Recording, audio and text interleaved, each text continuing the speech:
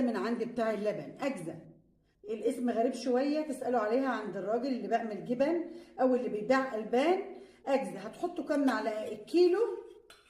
الكيلو عليه معلقة أجزة. أنا حاطة 2 كيلو هحط معلقتين. ده شكلها، ده شكلها شبه المية بالظبط. أنا معلقة،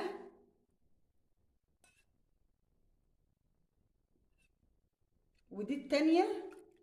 هقلب تقليبة بسيطة كده بس، يعني امشي الاجزاء في اللبن كله وهغطيها. والصبح هوريكم ان شاء الله الجبنه شكلها عامل ازاي.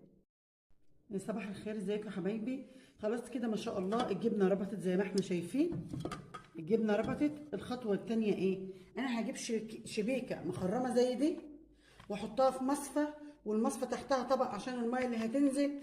وهقول بسم الله وانزل فيها الجبنه. بسم الله الرحمن الرحيم.